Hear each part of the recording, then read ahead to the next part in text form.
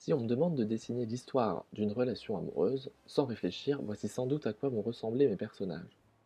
Il y a, je pense, 99% de chances que je commence par dessiner une jolie fille. Cette jolie fille, il lui faut un amoureux. Lui aussi sera joli. Ils sont amoureux, ils sont blancs, ils sont hétéros, ils ressembleront à ce que je vois à la télé, dans la presse, partout. C'est inconscient, mais c'est comme ça que je représente l'amour, celui avec un grand A, si je ne prends pas le temps de me poser quelques questions. Il n'y a pas de problème à représenter ces personnages, mais il y a un problème à ne représenter qu'eux et seulement eux. Après tout, peut-être que son amoureux, peut-être que je peux le dessiner autrement. Peut-être qu'il pourrait ne pas être blanc, peut-être que finalement je vais le colorier différemment. Est-ce que ça changera quelque chose à mon histoire? Non, rien du tout. Ils sont amoureux, ils sont hétéros. Peut-être que je peux continuer encore. Peut-être qu'elle n'a pas un amoureux, mais une amoureuse. Peut-être qu'elle n'est pas hétéro finalement. Est-ce que ça changera quelque chose à mon histoire? Sans doute pas. À part remplacer un il par un elle, ça changera rien du tout. Elles sont toujours amoureuses, elles sont lesbiennes.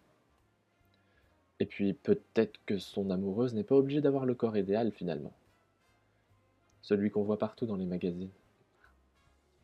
Peut-être que je vais la dessiner plus grosse. Ça changera toujours rien. Elles sont toujours amoureuses. Et l'amour? Est-ce que l'amour c'est forcément deux? C'est ce que j'ai cru depuis tout petit moi. C'est ce qu'on m'a expliqué. C'est avec ça que j'ai grandi. Mais il y a aussi des gens qui s'aiment à trois ou à quatre, même plus. Peut-être que mes amoureuses, elles peuvent avoir un amoureux. Ça a plein de formes l'amour. Ça rajoute un personnage, ça change sûrement un peu mon histoire, mais c'est toujours des amoureux. On dit des amoureux d'ailleurs, et pas des amoureuses, alors qu'il y a deux filles et un seul garçon. Peut-être que leur genre importe peu dans l'histoire, peut-être qu'ils peuvent tous se définir différemment, peut-être elles sont trans, non binaires, à genre.